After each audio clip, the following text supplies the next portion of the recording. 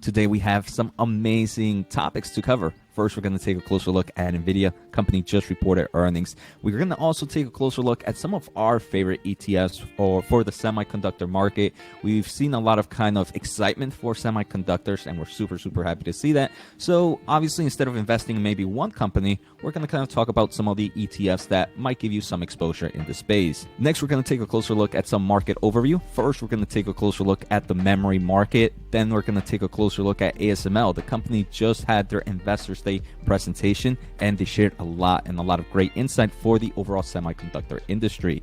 Finally, we are going to end this episode with Qualcomm, a huge semiconductor company that is kind of announcing a lot of new products. And should investors be excited? Well, let's find out. Today, I'm joined again by Nick Rossolillo. He's been with us for the past 3 episodes, and the amount of attention and support we are getting is amazing. So thank you guys for all the support. Good morning, Nick. How's it going?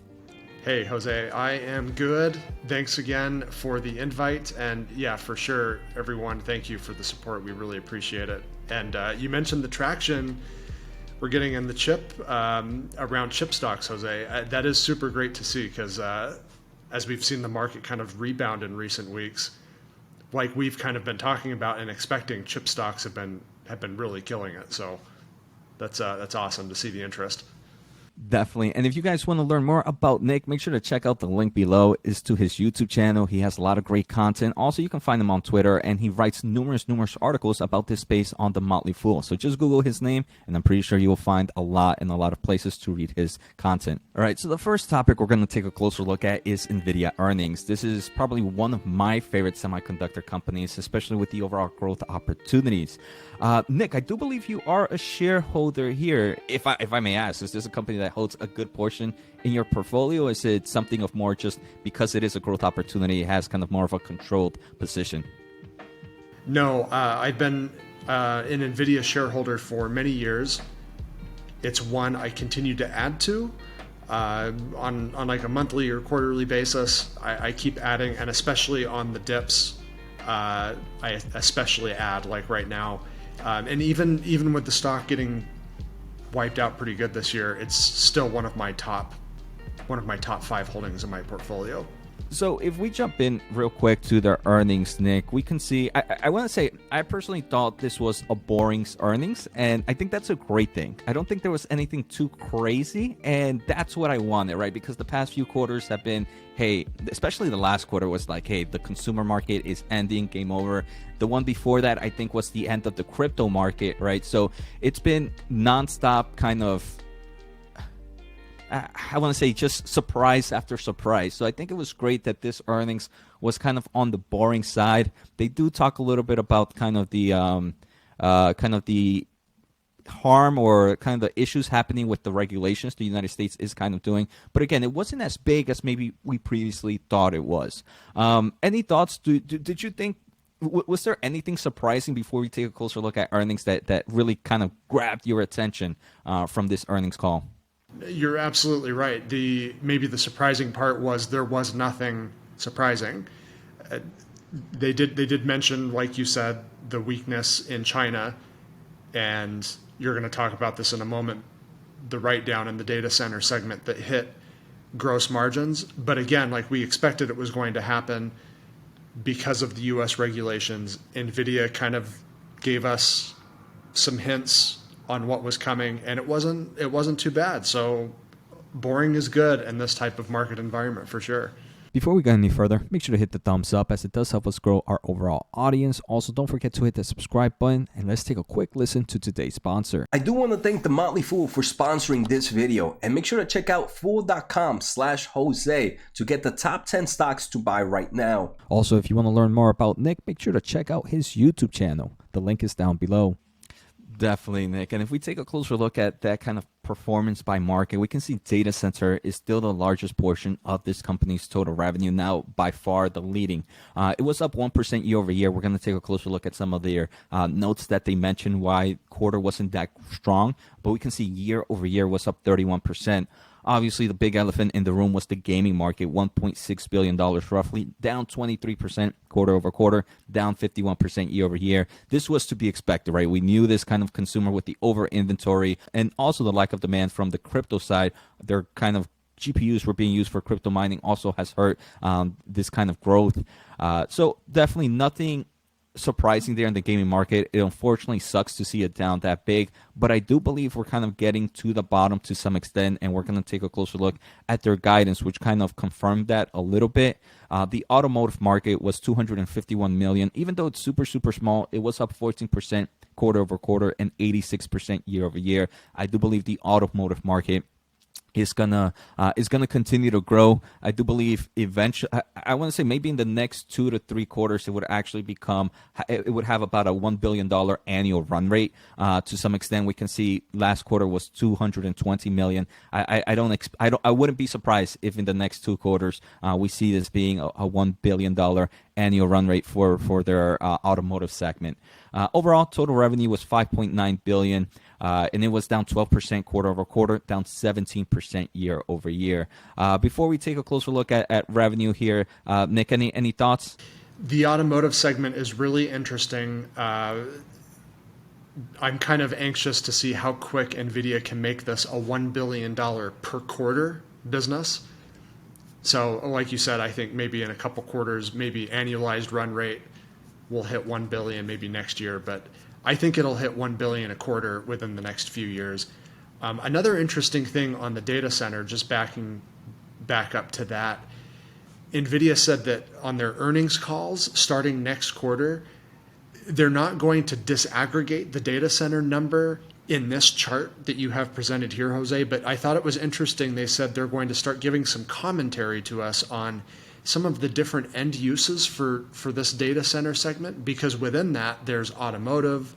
They said that there's energy, there's healthcare, there's what you typically think with data center, just cloud computing, AI, that type of thing. So I think that's really interesting. We may be seeing the beginning stages of Nvidia breaking out even more segments for us to get a clearer picture of just how big and how powerful they've become. Definitely. That's something that excited me a lot, Nick, because sometimes just when we get the breakdown, we get to even just looking at the presentations, it gives us a lot more information to understand, hey, if the data center is this big, now we understand what players are really the ones impacting, and we can kind of get a little bit more, I want to say, proper thesis of where this market can grow from here. All right, so Nick, I just wanted to take a closer look at some of the commentary the company shared during their presentation. Here you can find all this information that I have on their investors relations website. They did mention that one of the reasons the data center market did see a sequential growth impact was because of the softness in China. During the third quarter, the United States government did announce new restrictions on their A100 and H100 processors. The company did kind of create new alternatives. We talked about it last episode, right, Nick? And they did mention that the decline was largely offset by sales of alternative products into China. So to me, it's telling me that the A800 is doing at least some good, right? We were kind of wondering if the overall market was going to accept it. At the same time, right, we are seeing a bit of a weakness in China. So we're going to see if once that strength comes from the data center in China, will the A800 still be strong and will still kind of providing some form of offset for this negativity. Any thoughts here in the Chinese data market, Nick, on your end? It's a really tricky situation, and obviously anything politically motivated, we don't really want to get into that, but like you said, it was at least good to see that the A800 is apparently selling in China. So while the demand environment is poor, a lot of that has to do with China's COVID policy, at least there is some traction. The new restrictions didn't completely blow up this very, very large market for Nvidia. So I think that's really what we need to stay focused on going forward is things could have been a lot worse. Definitely. And so next, Nick, I want to take a closer look at non-GAAP gross margins. Actually, a little bit of everything, GAAP gross margins and non-GAAP gross margins. I do want to say we can take a closer look at quarter 3 of last year. Remember, the fiscal year for NVIDIA is like a year ahead. Right now, they're actually in quarter 3 of fiscal year of 2023. But we can see a year ago, their GAAP gross margins was roughly 65.2%, and their non-GAAP gross margins was 67%. Fast forward to last quarter, they dropped down dramatically from the mid-60s to the mid to low 40s. A huge reason here, the overall kind of over inventory, average selling prices have decreased dramatically. Kind of inventory expenses that they might have to take have definitely impacted. But we can see a huge drop in margins. One thing I was worried, Nick, is quarter 3 we were going to see kind of similar weakness, but it actually seems to have improved a bit. Here in this recent quarter, they went up to the mid-low 50%, so obviously climbing back up from quarter 2. It kind of gets me excited. It kind of shows me that, hey, maybe there might be some light in the next few quarters. The company did mention that one of the main reasons non-GAAP gross margins were down is they did have about a $702 million inventory charge, likely relating to lower data center demand. So it seemed like, I do believe it was mainly in the Chinese market that they saw that slowdown. They had a little bit too much more inventory than they thought they originally needed, so they ended up writing some of that down. Any thoughts here, Nick, on this before I go to the next topic? Yeah, for sure. A sequential increase in gross profit margin. Fantastic news, especially when you pair that up with their guidance for the fourth quarter. It looks like we'll get maybe just a tiny little bit of sequential increase in revenue and profit margins. So that's great news. Interestingly, I think this is almost looking like just a run-of-the-mill cyclical down cycle for Nvidia, very similar to like what happened in 2018 for the stock so far. But it's interesting how these things will kind of bottom and will flatline for a while before it really starts to take off again. And it appears like that's what's happening here for Nvidia once more. Yeah, I mean, I think we can see it perfect here, like you mentioned, Nick, on their fourth quarter outlook. Revenue is expected to be $6 billion. This quarter, it was 5.9, so pretty much flat. They do mention they are seeing a very small sequential increase in all their markets, even gaming, which I was surprised that they mentioned that during their earnings call. So they're seeing a small sequential increase in data center, in gaming, in the automotive segment. I believe the only one that might see some weakness that they mentioned was the visualization.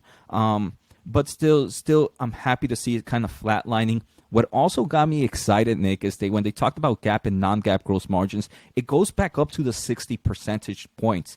So we can see, remember, it was in quarter 3 of last year, it was back in the 60s, then it dropped to 40s last quarter, and this most recent quarter, it jumped back to the 50s. So kind of seeing it go back to the 60s kind of excites me, tells me that, hey, maybe a lot of this over inventory correction has kind of passed us. Company might not have to write off too much inventory anymore.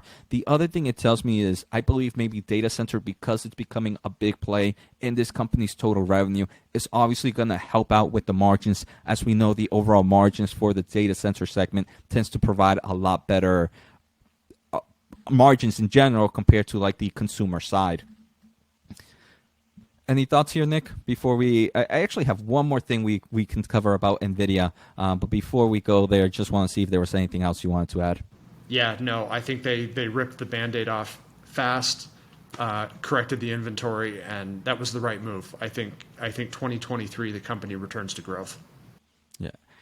And I think one of the things that I think investors should be excited about was this news about NVIDIA teams up with Microsoft to build massive cloud AI computer. They did announce this, I believe, the day of earnings, and it just mentioned that tens of thousands of NVIDIA GPUs, NVIDIA Quantum 2 Infinite Bands, that's their overall networking solutions, and a full stack of NVIDIA AI software coming to Azure. So I think this is super exciting. I think we're going to continue to hear news like this, especially in North America. The climate clouding infrastructure market here is still super, super strong. And with news like this, I believe it's still a reason for investors to be bullish in this space. So Nick, were you surprised when this kind of Microsoft news came out, or were you expecting maybe something like this to kind of continue down the trend line? I was not expecting this good of news from Microsoft. I think what is interesting, I wrote an article about this last week, comparing this Microsoft deal with the one I wrote about on Oracle a couple of weeks prior. So Nvidia signed a similar deal with Oracle and their cloud division, but the difference with Microsoft is Microsoft is adopting the whole entire AI stack, from the hardware all the way to the software. Oracle's deal was kind of like just a sales distribution deal, which is fantastic for Nvidia as they try to scale up their SaaS revenue, software as a service revenue. But Microsoft is actually going to be using the AI software themselves as well for developing some projects they have going on. So it really validates Nvidia's strategy here, going after the software market. I think it's hard to imagine where it will be in a decade because so much will change, but it speaks to how powerful of a business Nvidia has become and validates their strategy, I think, of integrating everything from hardware to the software design and giving companies like Microsoft Azure options when building their tech stack. It's pretty cool. I was really impressed and obviously really happy to see a deal of that magnitude. So Nick, now for topic number 2. I know we've been seeing a lot of great news here in the semiconductor space. I mean, we saw Berkshire Hathaway last week disclosed a position in TSM, and I do believe this kind of brought some more eyes to the semiconductor space. So what I wanted to do today is, sometimes the semiconductor market could be a little bit tricky. So sometimes we might believe that a great way to kind of get some, get your toes wet might be to invest in maybe ETFs. So for our next topic, we're going to take a closer look at some of our favorite ETFs that can give us some exposure here in the semiconductor space. So I'll start off with you, Nick, to kind of explain which one are you looking at right now, or which one would you kind of say is one of your favorite within this industry? So I'm going to go with one that's perhaps a little less obvious, maybe a little surprising, but it's one that I've owned for many years personally. It's the Vanguard Information Technology ETF, ticker symbol VGT. Obviously, as you'd expect from a Vanguard index fund, expense ratio almost insignificant. It's not even worth thinking about. It's so low. But why does this pertain to the semiconductor industry specifically? I'll show you here in their breakdown of sectors. So you get a lot of different stocks here. Software features prominently, a lot of other tech companies, but electronic components, equipment, electronic manufacturing, semiconductor equipment, semiconductor companies. So you get a lot of different angles on the semiconductor industry here through this ETF, which I like. In total, about a third of the portfolio is going to be allocated to semiconductors. And just to break down here, you can see Apple and Microsoft. This is a market cap weighted ETF. So Apple and Microsoft, two of the largest companies on the planet, naturally are going to eat up almost 40% of the portfolio here. But that's okay. I think both of these companies, you could almost call them chip stocks in a way, in their own right. But third on the list now, Nvidia. But you get a lot of other lesser followed names that are really, really worth owning, I think. Broadcom is another one, dropping down to the next part of the list here. Texas Instruments, Qualcomm, which we'll talk about here later. AMD, of course, is in here. So this is the one I'm going with, Jose. I like this ETF. I've had it for a long time. And the performance has been pretty good too, although I don't think it's as good as the one you're going to share next, a pure play on the semiconductor market. So I'm going to hand it off to you now, and you can pick this one apart. And the great thing about this, Nick, is it's an overall tech ETF. And we know here, when we talk about the semiconductor market, we're also seeing the tailwinds in the data center space, in the software space, in the consumer market as well. So I do believe the whole tech market definitely has has huge growth opportunities, very similar to the semiconductor space. And it does kind of, like you mentioned, it's not a pure play exactly, but a nice percentage. We saw just semiconductors alone was over roughly 15%. Then you had other stuff like semiconductor equipment, consumer technologies, which obviously all deal with the space. So definitely for that, Nick, I'm like you mentioned, I'm going to go a little bit different. I'm going to go with more of a pure play here. So let me just start sharing my screen really quick. Before we go any further, make sure to hit the thumbs up as it does help us grow our overall audience. Also, don't forget to hit the subscribe button, and let's take a quick listen to today's sponsor. I do want to thank The Motley Fool for sponsoring this video, and make sure to check out fool.com/Jose to get the top 10 stocks to buy right now. Also, if you want to learn more about Nick, make sure to check out his YouTube channel. The link is down below. So the one I'm going to go with is NASDAQ SOXQ, and this is an Invesco semiconductor ETF. We can see right now sitting at $21. This is when I last kind of looked at it last night, I believe. If for those that are not familiar, this is pretty much one that just follows an index called the PHLX Semiconductor Sector Index. So this is kind of tracking the 30 largest United States listed securities of companies engaged in the semiconductor business. Semiconductors include everything like we mentioned, memory chips, microprocessors, and the list goes on. It also includes kind of the equipment needed. I do want to say this is a very, very new semiconductor ETF. Fortunate for us, Invesco is not a new bank. They've been there for a long time. Inception date was June 2021. So if we take a closer look at the assets under management compared to some of these semiconductor ETFs that are out there, it's a lot lower. Again, it's brand new. But on the bright side, the index that it follows is not brand new. So we do have kind of that, I want to say, credibility behind it, because one, it's a big bank behind it, and second, it's pretty much just following index fund in the semiconductor space that has been here for some time. We can see management fee. This is one of the things that excites me the most. Total expense ratio is 0.19%.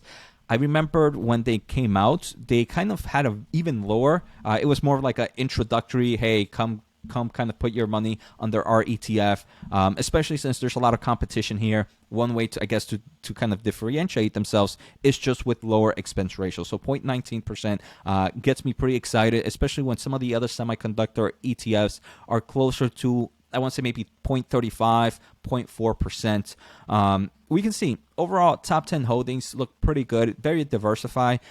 You can see Texas Instrument, roughly 8.3% of the portfolio. Texas, I want to say, is probably one of those boring plays in the semiconductor space, but definitely a great kind of shareholder returner.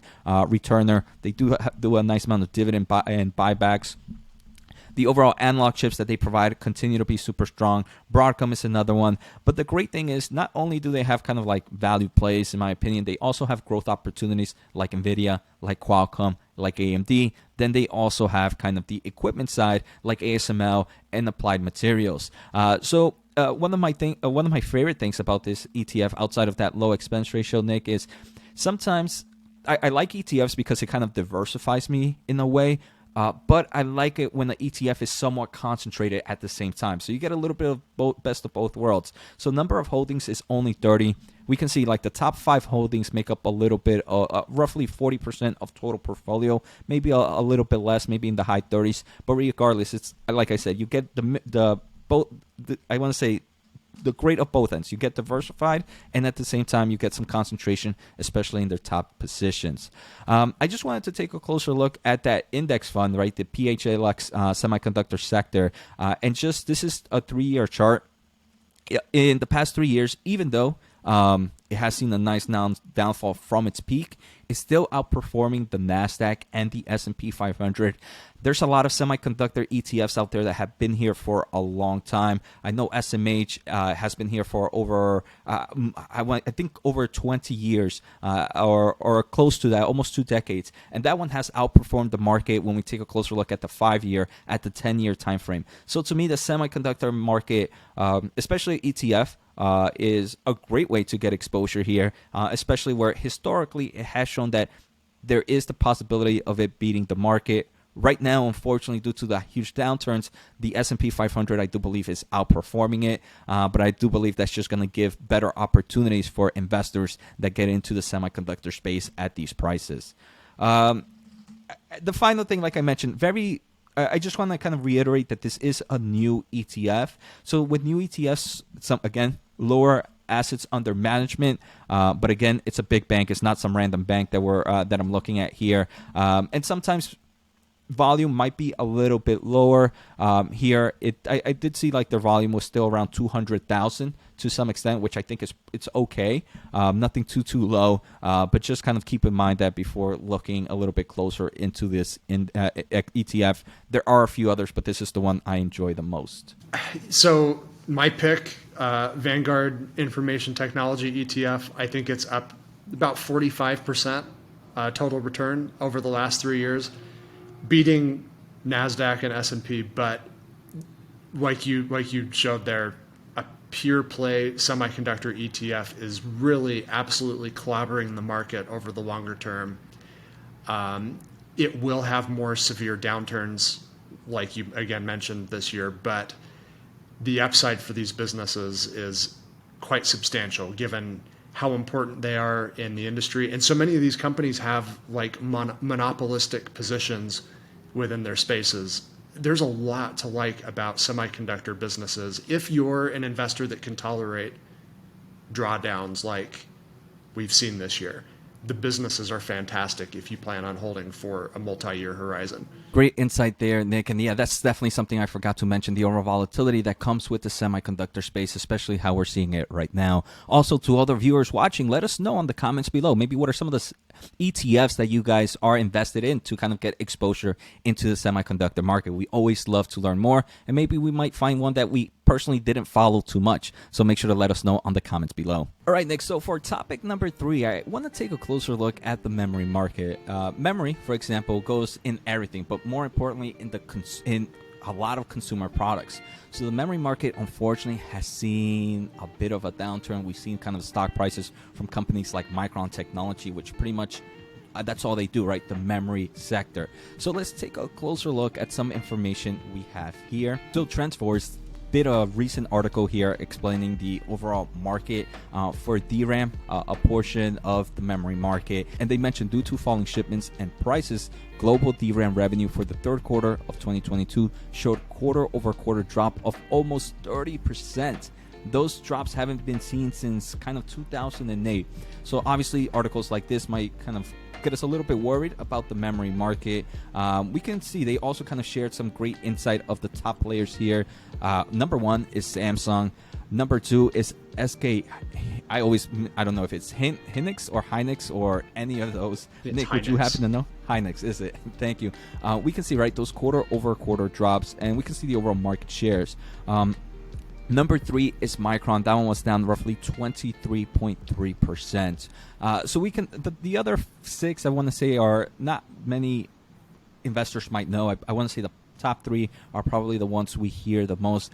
First, just right off the bat, Nick, quarter-over-quarter drops. Some of these dropped over 30%. They do mention that Micron shows a little bit less drop, but the reason being is they have a very, very weird calendar quarter. So it kind of helps offset that a little bit, but in reality, if they would have been around the same time frame, it would have been a little bit higher than that. These are big drops, big quarter-over-quarter drops. Although I will point out, I think there were very similar headlines to this going on in 2019 as well, when the first round of the U.S.-China trade war was going on. So it is bad, but not unprecedented. Like you said, not as bad since 08, 09. So it's been worse. That's the good news. Definitely, it's been worse. And the great thing, I don't want to say if it's the great thing, but the main issue here is just right over inventory, especially in the consumer market, right? I mean, memory goes in everything from TVs, controllers, computers, anything, phones, cars, anything you see that has some form of electronic memories there. So obviously, if the overall kind of consumer and companies are doing a lot of over inventory, you're going to see these huge drops. The great thing on the other end is when consumer market ever returns, these are going to be the ones that are also going to see the huge growth because their products kind of go in all the solutions.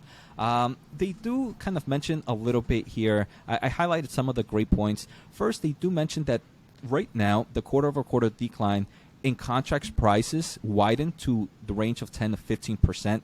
Main reason, the demand for consumer electronics continue to shrink. But I don't think this is to our surprise, Nick, but I just kind of highlighted still the server DRAM, so memory that pretty much goes into these data centers, have been relatively stable. Trends compared with shipments and other types of DRAM products, so that's great. But they do mention that they are seeing a bit of a slowdown from previous quarters as buyers begin adjusting their inventory levels. I do believe maybe for a few quarters we might see maybe a slowdown here in the data center market. I don't believe it's for me personally, I see it more as companies are just getting everything, all their financials back to order, right? They overhired, now they're overfiring, they're worried they're spending too much money, so they're just kind of being a little bit more cautious right now. And maybe that's where we're kind of seeing small sequential growth in the data center market from Nvidia, right? Maybe companies are being just a little bit more cautious. I don't think this is a red flag, more of just a yellow flag, something to be aware of. How about for you, Nick? Is this kind of maybe a little bit slowed down in the data center market of a yellow flag or red flag? How would you kind of determine this? Yeah, just yellow flag, most definitely. We were expecting this, and a lot of it, like you said, has to do with not the server side or the data center side, but all on the consumer end. And it really has to do with, like we already talked about with Nvidia, very aggressively taking care of their excess inventory in consumer-facing products. AMD did something similar. So has Qualcomm with the smartphone market. So the problem with memory, and Jose, you and I talked about this a few months ago on a different semiconductor show, about even if the overall semiconductor industry, which is historically cyclical, maybe it isn't cyclical this time. Maybe it just sort of flatlines for a while. Overall, that's actually what's happening with the semiconductor industry. Data center is increasing, consumer is falling, but they kind of offset. So the industry isn't falling, but memory, if everything else just flatlines, memory is probably going to take a pretty sizable hit. So I think we talked about this a number of months ago, Jose. Not really surprising, maybe a little bit worse than we thought. But the good news is, like you said, when things start to rebound, memory goes up just as quickly as it goes down. It's a commodity device. So I think it's not really a red flag, something to be aware of, but it's teeing up the next run higher within the next year or so. Before we go any further, make sure to hit the thumbs up as it does help us grow our overall audience. Also, don't forget to hit the subscribe button, and let's take a quick listen to today's sponsor. I do want to thank The Motley Fool for sponsoring this video, and make sure to check out fool.com/Jose to get the top 10 stocks to buy right now. Also, if you want to learn more about Nick, make sure to check out his YouTube channel. The link is down below. Here we can see recently on November 16th, Micron did announce further actions to address market conditions. The company is reducing their DRAM and NAND wafer starts by approximately 20% versus same time last year. They are also working toward additional capex costs. In the calendar 2023, Micron now expects its year-on-year bit supply growth to be negative for DRAM, and that's what we were talking about. They also mentioned, Nick, that recently the market outlook for calendar 2023 has weakened. This, I did believe, caused a bit of a price action in the semiconductor when this news came out. But at the end of the day, CEO does mention that despite the near-term cyclical challenge, they remain confident in the secular demand drivers for their markets. And you mentioned earlier, Nick, we kind of talked about it in another semiconductor show where we kind of see, yes, this memory market's still cyclical, but it still has the strength to kind of flatline. And here are some of the reasons, right? We see the data center market is expected to grow. We see the industrial, the auto, the others market, which is a lot of graphics, IoT products, continue to grow as well. So here, Nick, do you think, obviously short-term pain, but obviously still we have these long-term headwinds for this space.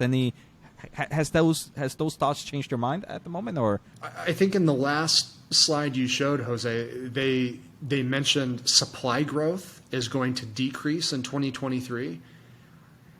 So what that ends up doing for a commodity product like memory, if supply is shrinking, but overall demand over time continues to increase, They said, like, we're teeing up the next run higher for Micron and other, there's only a few memory makers left in the field. When you exclude those bottom three and the other line item, a lot of those are like China startups that are not meaningful in the market. But for those top three, Samsung, SK Hynix, Micron, things are rough right now because the market knows the next couple quarters are going to be bad, but they're going to fix this inventory issue probably by middle of 2023. But ahead of that happening, once the market sniffs out, hey, the memory market is recovering, it's rebounding, these stocks kind of tend to go off like a rocket. So it's I don't see the longer term demand changing from this. This is just an inventory problem, not a overall market demand issue at this point. Thank you, Nick. And yeah, I didn't even notice that, Nick. We can see Micron number 3 holding 26.4% of the market share. Then if we jump at number 4, it's only 2% of the market share. So huge difference here. And it does seem right, like the memory market or the CEOs, they have kind of, they know they can't win this round, right? They know they can't win this round, no more of the current cyclicality. So it seems like they're just preparing now for the next round where they're gonna be able to start with a great move. And that's what it's usually expected in the cyclicality, especially in the memory market, which tends to be a little bit more cyclical than some of the other markets in the semiconductor space, just because their products go in pretty much everything consumer based. So Nick, we are now in topic number 4 here, and we're still going to take a closer look at the market overview. But this time, ASML, the company recently reported their investors presentation, I believe. So let us know a little bit about it. Yeah, there was some big news in this investor presentation, but maybe just very, very like 2-sentence background. So ASML is the very, very advanced chip equipment manufacturing company that provides basically the lasers that help make the most advanced logic and now also some of the most advanced memory chips out there for things like smartphones and high performance computing and data centers. They have a really good pulse on the semiconductor industry. It's an absolutely fantastic education watching their investor day. So the first slide here, I just wanted to highlight, since we're talking about market outlook, getting close to 2023 and what to expect headed into an economic slowdown at best. Headed into this, ASML shared this slide. So Jose, again, like almost a year ago on a different semiconductor show, we were talking about the semiconductor industry reaching $1 trillion in sales by the year 2030, which was exciting because we just finished up 2021 and it hit a new record of $600 billion in sales, 1 trillion, an 80% increase in 8 years. Like sign us up, right? As investors, we love that kind of growth story. But fast forward a year, some of these estimates have actually increased as we head into a recession, possibly in 2023. So this is just really cool to see. The company just pointed this out that 1 trillion to 1.3 trillion expected annual semiconductor and related adjacent industries like equipment sales in now 7 years' time. This is huge growth. Before we go any further, make sure to hit the thumbs up as it does help us grow our overall audience. Also, don't forget to hit the subscribe button, and let's take a quick listen to today's sponsor. I do want to thank The Motley Fool for sponsoring this video, and make sure to check out fool.com/Jose to get the top 10 stocks to buy right now. Also, if you want to learn more about Nick, make sure to check out his YouTube channel. The link is down below. So basically, the overall market forecast that ASML is giving here is average annualized growth of 9% between now and 2030 over the next 7 years. That tallies up to an absolute market clobbering investment for the industry overall. Like, you could just use one of those ETFs that we talked about earlier, and you have a really, really good chance of absolutely obliterating the S&P and possibly also the NASDAQ as well, because 9% growth for a semiconductor company means probably even faster earnings growth. But at any rate, you can see some of the different markets that are propelling this. The last decade was all about smartphones. Personal computing really took off the last 2 years. But going forward, the big expectation, where the money is moving, is to industrial markets. There is a massive push to get these chips that we have perfected in mobile applications, to get them now into more data centers, obviously, but a lot of those data centers are actually going to be powering things like wireless infrastructure, automobiles. Like if you want to train software for an auto, you need to do it in a data center first. And then industrial applications, there's going to be like a mini data center somewhere operating robotics working inside of a factory or some other sort of like distribution center or something like that. So this is where the money is headed. We have another decade ahead, more than likely another decade ahead of fantastic returns from the industry. And then just one more slide. Before we go to the next one, Nick, I just wanted to mention a few things here. I think this slide kind of shows why a lot of these companies are kind of leaving, or not leaving, or trying to diversify it outside of the smartphone and the personal computing. Even though they are growing, they're going to be the slowest growing. We see companies like Qualcomm, who's a big player in the smartphone, try to hit a little bit more on the consumer electronics. That one's expected to go 9%. Also hitting the data centers, the automotive, and the industrial, which are all growing double digits. Even our big kind of semiconductor giants, right, like AMD, mainly known for kind of the overall computing chips, is also expanding into the data center market. And with their recent kind of acquisition of Xilinx, they're also hitting all these other spaces. So for me, I want to say what really excites me are those that you mentioned, that data center, that automotive, that industrial electronics. I'm not one that follows too much the wired and wireless infrastructure. Nick, any thoughts on I feel like you always have some great companies to look at. When looking at that, do you have any suggestions on, hey, maybe these are ones we should take a closer look at when looking at that wired and wireless infrastructure market? Yeah, you mentioned AMD acquiring Xilinx. So AMD is a player in that market now by way of the Xilinx acquisition. Xilinx's FPGAs had a place in infrastructure like that. This is a smaller market, so it's not one that I think deserves the most attention. But if I had to pick just one, I would go with Marvell Technology. I own Marvell Technology, ticker symbol MRVL. They're a big player in wired and wireless infrastructure, as well as the data center market as well, because they're kind of almost blending together a little bit in some instances. So I think Marvell is a fantastic company that we might get to talk about here in a few weeks. They have an earnings update coming. Thank you for that, Nick. And now to the next slide here.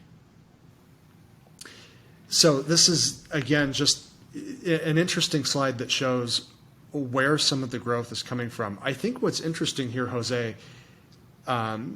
you pointed out some of these companies trying to diversify. It's also interesting to see, of course, we expect the high end of the market, advanced logic, to be leading growth there. You can see the compound annual growth rate expected of about 12%. But interestingly, the mature manufacturing nodes expected 6% annualized growth through the end of the decade. The money's moving. There's going to be new money to be made in this segment, and what's really exciting about this is those mature manufacturing nodes. This tends to be things that you find in like industrial equipment, your car.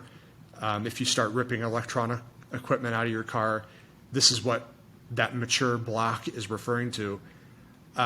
There's going to be a lot of money moving that direction to try to get things up to speed with where we are in the rest of the market. And the growth I think is going to be stunning for companies that diversify into this space. Thank you, Nick. And yeah, I mean, the mature market, I feel sometimes gets overlooked because we believe that sometimes, right, these old chips are not being used, but that's not true. And the great thing is the mature market, with these older chips, they usually tend to have higher margins because they don't have to spend maybe too much research and development or too much money in kind of the new manufacturing process, which kind of helps them out with their with their margins overall. So I do believe that's kind of a nice bullish case for investors that might be in companies like Analog Devices and Texas Instrument, which, like you mentioned, which deal a lot in kind of that mature state. And they do mention that some of their primary markets are the automotive and the industrial demand. And we can see from this slide that the mature market is actually driven by that space. So definitely bullish case for those investors in Texas and Analog Devices. All right, Nick, so that ends with this topic. And we have one more topic to discuss. Do you have time, Nick, for one more? Yeah, let's do it. Okay. All right, Nick, for our final topic of today's episode, we're going to take a closer look at Qualcomm. We've mentioned this company a little bit in the past few topics that, hey, a company mainly known for the mobile space, but they are increasing their solutions into other areas. So the company recently hosted a Snapdragon Summit, which they host every year, and it's more of like their Apple Day showcase, right? Where they present a lot of great new technology for the space. So they did show some pretty cool products, and I'm going to explain a little bit about them. The first one that got me pretty excited was this one, the Snapdragon AR2 platform. So this is going to be chips that are going to be used for numerous augmented reality solutions.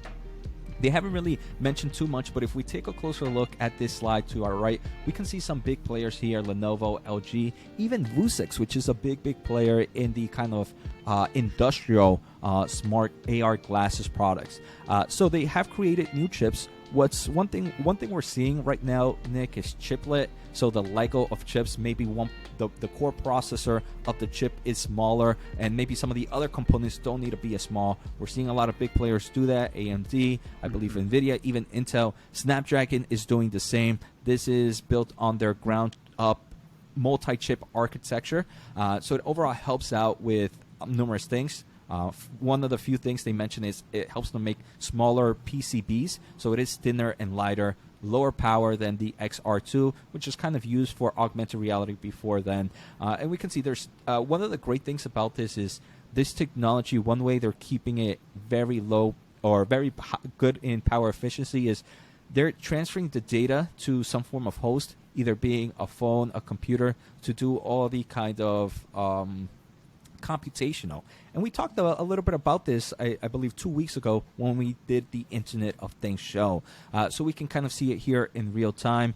They are collaborating with some big players. They mentioned Adobe, huge place in the creative market, but also Niantic. And for those not familiar with Niantic, these are the creators, I believe, of Pokemon Go, which is a huge augmented reality game. So definitely a lot of cool news here. Obviously, we're still early in the augmented reality phase, but we are seeing one of the biggest problems in this space was, hey, headsets might be too heavy, might be too bulky, but if technology improves, I do believe eventually the consumer market might start to see some form of action or some form of demand in this space. Any thoughts here, Nick, on their AR2? Well, I'm curious, Jose. Like, are you a VR or AR user yourself? I've tried them. It's not something I do constantly. Like, unfortunately, I hear this a lot in the virtual reality spaces. You get the headsets, you play them for a few hours, and then you kind of put them away. That's what happened to me. At the same time, I don't game too much, but some of their kind of augmented reality, like Pokemon Go, I played for numerous hours. So I want to say I'm more of a casual consumer in this space. Okay. I would categorize myself the same. I have a MetaQuest 2, and some of the complaints I would say are similar to what you hear. It is a little heavy. Also, some of the display technology has a ways to go, so that the screen could be crisper, I guess, is what you could say. It's maybe not what we're used to if you have like a nice computer monitor or a nice TV. But Yeah, it's cool to see these big leaps in what Qualcomm is doing, though, with the processors driving this, because that will improve things. Definitely, Nick. And I want to say, even though I feel like we might be not, I don't know, downplaying the virtual reality market to some extent, I want to say when I first put on that headset, Nick, I don't know if it's because I just love technology so much. I was amazed. Like it was more of a when I first put it on, it was insane. Obviously, like you mentioned, not the best clear image that we're used to, but still that technology improves me, and it got me super excited of where this technology can go from here. Because if this is the starting point, I can't imagine where the end point is going to be with these kinds of tech. Yeah, and it's the first time you put it on, it's not like oh wow, this is new, and then you never want to do it again type of feeling. It is that feeling where it's like, wow, this is amazing. If this gets better, like I want to replace some other device with this thing, if it can improve. Yeah, Nick. All right, so they also announced a few other products, and this one was the Qualcomm Orion CPU. For those not familiar, Qualcomm recently made an acquisition. I don't know if it was recent. I want to say it's probably been a year or two, where they made an acquisition of a company that deals with CPU processors. And now they're kind of they still didn't and the CEO has mentioned in the past that they are trying to enter a little bit more in the more high performance CPU products, especially for like laptops and tablets. Right now, their Snapdragon platforms is great for the mobile use, but when you kind of move that into like a laptop or to a tablet, it might not be the most power performing product, and they wanted to change that up. So they do mention a little bit about the Qualcomm Orion CPU. They expect it to maybe start get a little bit more news late 2023. They just kind of announced more of just a tease. Again, I want to say maybe this is no longer in their top of the list, especially because of that last topic we just saw, Nick, where the personal computing might not be that best growing opportunity in the moment. So there's obviously more opportunity in kind of other consumer products outside the consumer space. Do you follow, Nick, their CPU kind of discussions, if you want to take a closer discussion here? Yeah, I do. It is exciting, although, as you said, it is a couple years off probably. But they have been working with Microsoft to bring some of these like ARM-based processors into like the not just the tablet space, but like the actual laptop space. And we may end up with like a full-fledged actual ARM-based competitor to Apple Silicon, the M1 and M2 chip. Within the next couple of years. So, like you said, we can't expect this to be a growth driver for Qualcomm anytime soon, but I do think the company has some potential here longer term. Before we go any further, make sure to hit the thumbs up as it does help us grow our overall audience. Also, don't forget to hit the subscribe button, and let's take a quick listen to today's sponsor. I do want to thank The Motley Fool for sponsoring this video, and make sure to check out fool.com/Jose to get the top 10 stocks to buy right now. Also, if you want to learn more about Nick, make sure to check out his YouTube channel. The link is down below. Nick, a few other things that they mentioned. Again, we're seeing kind of the consumer electronics continue to grow.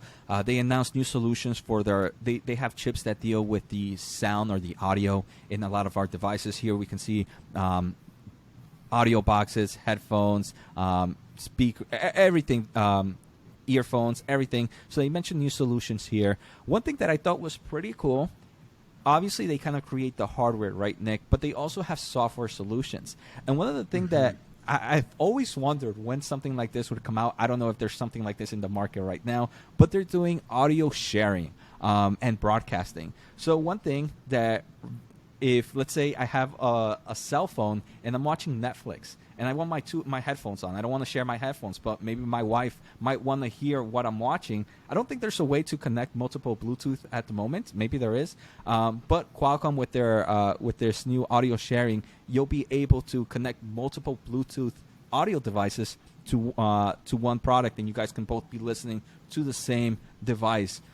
It can also work on input the same way. So maybe instead of having maybe multiple microphones, you can just have multiple Bluetooth microphones and just kind of connect it to the same recording device. So pretty cool there. Again, nothing none of these I want to say are revolutionary, especially these sound platforms, but we can just see the kind of innovations and kind of growth in this market, especially as we see that consumer electronics eventually has numerous tailwinds ahead of itself. The final one, the final one is is pretty much their classic product, the Snapdragon. This is the processor that goes on a lot of mobile chips. Here, the Snapdragon 8 Gen 2. This is kind of their high performance. They did announce it. If we take a closer look at and we can see they obviously improve things like their accelerated performance. They're increasing their AI solutions with here that can help things like with photography. We're seeing this all over the kind of mobile space. But they do mention that, hey, a lot of great products are coming out here. Tech Power Up did mention that some great phones, like especially if you're looking at gaming phones, for example, Asus does have a huge gaming phone. They did announce that they're going to be using the Snapdragon 8 and other numerous big players as well, Sony Corporation as well. So we can see more solutions here for their core products, which is great news. Before we end this episode, Nick, are any of these game changers in your mind for Qualcomm, or is there something else that you might be excited for this overall industry? None of this is game changing when I looked at their presentation this year. However, I think it's important to kind of back out of recent events, because Qualcomm is getting hit with the consumer spending slowdown we've been chatting about for a few weeks now, and realize that the 5G upgrade cycle is not at all even close to being finished. So every year when the company refreshes this platform, this processing platform that's driving 5G adoption rates across the world, across the globe, it just helps reinforce that this is going to be a slower but steady growth play over time. So I guess I would just conclude with, I like the stock. It's cheap. I'm a buyer. Definitely, Nick. Same here. I enjoy the stock. I enjoy kind of, and we've talked about it. It's kind of, even though it is a mobile company at the moment, is increasing its solutions in the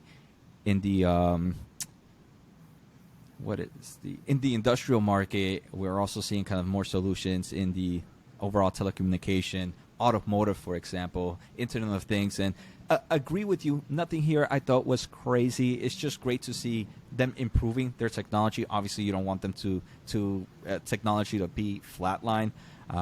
So great to see that. I'm super excited to hear more about their CPU when they release more information, opposed to just a tease. And obviously, even though the AR2, augmented reality, in my opinion, is still too early for consumer products, it's just great to kind of see that there are some technological advancements happening in this space. So I do want to say, Nick, that's the end of this episode. I want to thank you again for joining us for episode 4. Hopefully you join us again for episode 5 and for future episodes. So take care, Nick. Take care, viewers, and see you all next time.